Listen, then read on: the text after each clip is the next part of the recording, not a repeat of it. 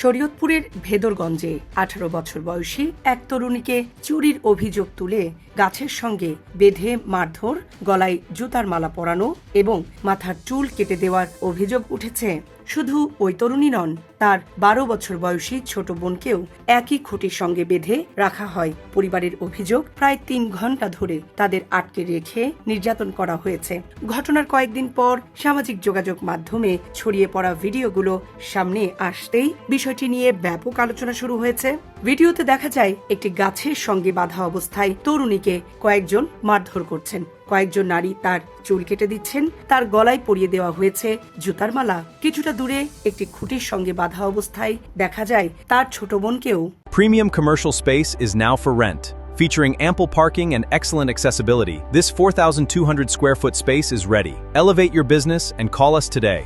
ঘটনাটি ঘটেছে গত মঙ্গলবার ভেদরগঞ্জ উপজেলার একটি গ্রামে। পরিবারের অভিযোগ, নির্যাতনের পর তাদের ভয়ভীতি দেখানো হয়। শেষ পর্যন্ত জীবন ও সম্মান বাঁচাতে পরিবারটি বাড়ি ঘর ছেড়ে অন্য এলাকায় আশ্রয় নিতে বাধ্য হয়েছে। এ ঘটনায় পরিবারের অভিযোগের ভিত্তিতে মামলা হয়েছে। শনিবার ভোরে পুলিশ আফসানা বেগম ও আমির নামে দুজনকে গ্রেফতার করেছে। মামলায় মোট 6 জনকে আসামি করা হয়েছে। অন্য অভিযুক্তদের গ্রেফতারের চেষ্টা চলছে বলে জানিয়েছে পুলিশ। ভুক্তভোগী পরিবারের জীবন এমনিতেই ছিল অনিশ্চয়তায় ভরা। চাঁদপুরে নদী ভাঙনে ঘরবাড়ি হারিয়ে পরিবারটি ভেদরগঞ্জে এসে আশ্রয় নেয়। স্থায়ী ঠিকানা না থাকায় পরিবারের সদস্যরা বিভিন্ন এলাকায় ভাড়া বাসায় থাকতেন। প্রায় 3 মাস আগে উপজেলার একটি গ্রামে একটি বাড়ি ভাড়া নেন তারা।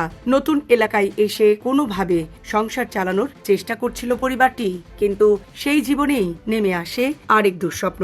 পরিবারের অভিযোগ, বাড়ির পাশের মুদি দোকানের মালিক মনির হোসেন মোল্লা প্রায় ওই তরুণীকে উত্ত্যক্ত করতেন এবং তাকে কুপ্রস্তাব দিতেন। মঙ্গলবার সকালে চাল, ডাল ও তেল কিনতে তরুণী তার দোকানে গেলে পরিস্থিতি আরো ভয়াবহ হয়ে ওঠে বলে তার দাবি। তরুণীর ভাষ্য অনুযায়ী মনির তাকে একটি কোমল পানীয় খেতে দেন এবং এরপর কুপ্রস্তাব দেন। এতে প্রতিবাদ করেন তিনি। বিষয়টি মা বাবাকে জানাবেন বলেও তাকে সতর্ক করেন। এরপর পরিস্থিতি বদলে যায়।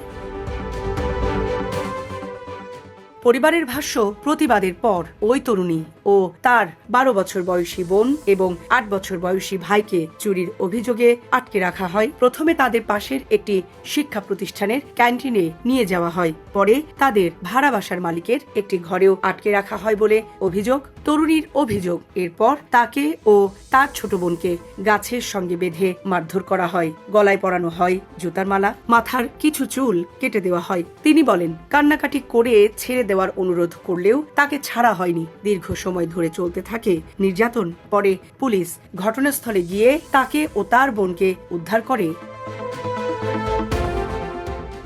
ঘটনার পর তরুণীর মা মনির হোসেনের বিরুদ্ধে থানায় লিখিত অভিযোগ করেন বলে জানান। তার ভাষ্য, পুলিশ মনিরকে আটক করলেও পরে গভীর রাতে তাকে ছেড়ে দেওয়া হয়। এরপর পরিবারের সদস্যদের ভয় ভীতি দেখানো শুরু হয় বলে অভিযোগ করেন তিনি। নিরাপত্তাহীনতায় পরিবারটি নিজেদের ভাড়া বাসা ছেড়ে প্রায় 5 কিলোমিটার দূরের একটি গ্রামে আশ্রয় নেয়। জীবন অবাক না করলে কে করবে? 28% মিল্ক ফ্যাটের অবাক করার সাথে ফ্রেশ মিল্ক পাউডার। জীবন অবাক করুক প্রতিদিন। তরুণীর মা বলেন, প্রতিবাদ করায় তার মেয়েকে চুরির অপবাদ দিয়ে নির্যাতন করা হয়েছে। জীবন ও সম্মান রক্ষার জন্যই তারা অন্য এলাকায় আশ্রয় নিয়েছেন। মামলা হওয়ার আগে শুক্রবার বিকেল পর্যন্ত এলাকায় অবস্থান করেছিলেন মনির হোসেন। সাংবাদিকদের কাছে তিনি নিজের বিরুদ্ধে ওঠা উত্ত্যক্ত করার অভিযোগ অস্বীকার করেন এবং তরুণীর বিরুদ্ধে চুরির অভিযোগের কথা বলেন। তবে মামলা হওয়ার পর তার আর খোঁজ পাওয়া যাচ্ছে না বলে স্থানীয়রা জানিয়েছেন। সামরিনা প্রীতি, ঢাকা এক্সপ্রেস।